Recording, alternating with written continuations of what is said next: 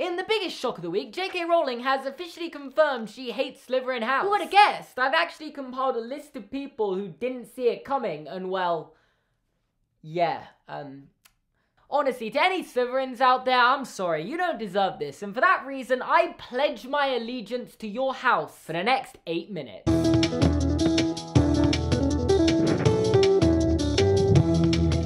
The situation in question came about upon the release of the Prisoner of Azkaban 20th Anniversary Edition book. If you aren't aware of what that is, basically 22 years ago on the 26th of June, the Philosopher's Stone was officially published in the United Kingdom. So as a way to make some more books, Bloomsbury decided to re-release the Harry Potter books for the 20th anniversary with different covers, and that's it. And while I'll admit the covers are pretty cool with references and Easter eggs to each of the houses, for example with the Chamber of Secrets, the Gryffindor cover has the Sword of Gryffindor on it, the mandrakes grown by Professor Sprout are on the Hufflepuff cover, the Basilisk is on the Slytherin cover, and Moaning Myrtle, a Ravenclaw student, is of course on the Ravenclaw cover. Yeah, it's kinda cool and everything, but I have two rules in life. One, not to needlessly spend money on new editions of things I already have, and two, never to buy Harry Potter merch because it's extortionately overpriced, and well, this breaks both of those rules. But apparently the rest of the world has a different outlook on life to me because these House Edition books have been really successful. I find it kind of unbelievable how many Harry Potter fans bought this book just for a new cover. And yeah, there can be some good, heartwarming reasons to buy the books, like Jonathan Carlin, who buys them for his son Luke, so they'll be his first copies of the Harry Potter books. Still, a lot of people bought them. And anyway, that's besides the point. Being that last week was the official marker of there are 5 months till the 20th anniversary of The Prisoner of Azkaban, which is a very important day because oh, they just released the books 5 months early. But you know, celebrating the anniversary a few months early is all pretty harmless. I had no problems with these books until I saw the Slytherin cover, where they decided to include, wait for it, Peter Pettigrew in his animagus form as a rat. Peter Pettigrew, a Gryffindor, was on the Slytherin cover. And maybe I'm being overly critical to suggest J.K. Rowling had anything to do with the illustration of this cover, because she probably didn't. At most, she might have seen it and given it a thumbs up, which is probably overly optimistic because she's definitely released stuff with less supervision. However, the point still stands that there is no good reason for Peter Pettigrew to be on the Slytherin cover. Not one. He's not a Slytherin, he was sorted into Gryffindor. Not only is it a key part to his character because him being a Gryffindor ties back to his friendship with Remus, James, and Sirius, but he also fits into Gryffindor House significantly better than Slytherin House. Like, yeah, he isn't the bravest or most adventurous person in the world, but need I remind you, it is not our abilities that show what we truly are.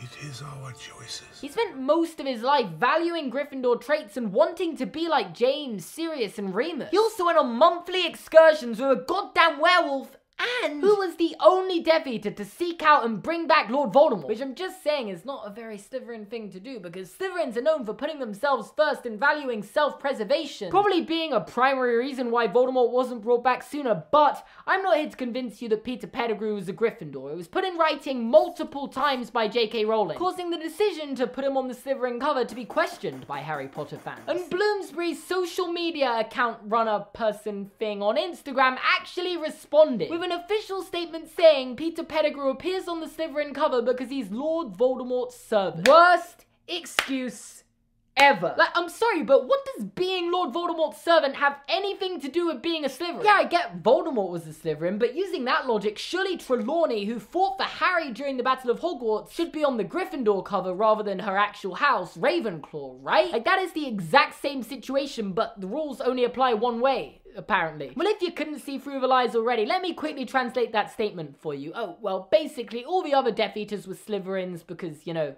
that's the evil house, so we thought we'd put Wormtail with them on the Slytherin cover. Which, I'm sorry, but that's just not on. You've made an interactive service on your official website for people to be sorted into their houses, but you're implementing it into young kids' heads that all Slytherins are evil, so when they get Slytherin, they're going to be disappointed and feel bad. Can you really not see what's wrong with that? And aside from that, Peter Pettigrew is a great example of why Gryffindors aren't perfect, and there's absolutely nothing to do with Slytherin House, and it's just an insult to Slytherins to include him. Like, yeah, I understand there might be some good reasoning why you don't want him on the Gryffindor cover. For example, maybe you think it won't sell as many copies if he's on the cover for some reason. And Gryffindor being the most popular house, maybe it makes sense from some perspective not to put him on the cover. But did you know you could have just not included him? There are multiple things you could have put in his place, like the Dementors, Voldemort's natural allies, which for some reason on the Hufflepuff Hufflepuff cover, but that is a completely separate can of worms. Or Malfoy's arm that Buckbeak breaks. Even a pineapple would have made more sense than this, because, you know, Slughorn, who was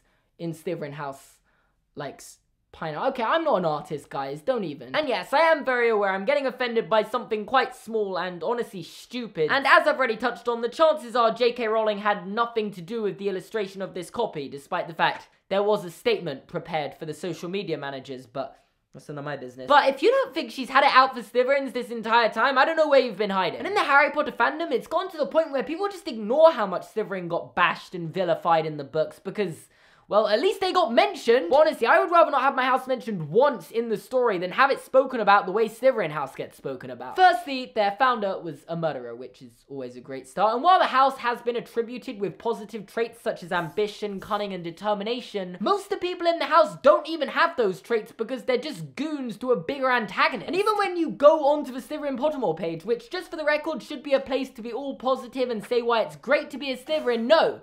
The first thing it says is, oh yes, Slytherin produces more than its share of dark wizards. It does also churn out leaders who are proud, ambitious, and cunning, but mostly the dark wizard thing. Don't even get me started on how none of them stayed to fight in the Battle of Hogwarts. Like, are you really telling me a house where they value ambition and wanting to prove yourself, none of them stayed to prove themselves? And I guess it's a good thing that we, as a fandom, choose to ignore this reputation J.K. Rowling's given Slytherin House in her books. And very often, people want to get Slytherin in sorting quizzes, which is very good because J.K. Rowling has given a quarter of her fanbase's house very few redeeming qualities. Snape, maybe? He had a pretty big part in stopping Voldemort. But there's also a lot of reason to hate him too, and for that reason a lot of people do hate him. So please don't have a debate amongst yourselves about Snape's morality in the comments for the 1,000,000th time. Because the point I'm trying to make is that when something like this happens again, because it will happen again, J.K. Rowling's very busy making very good screenplays. It shouldn't just be Slytherins getting offended. Us, the other houses, should be standing up for Slytherin House. Because Slytherin isn't inherently bad. They have so many traits you should want to have as a person. And maybe, just maybe,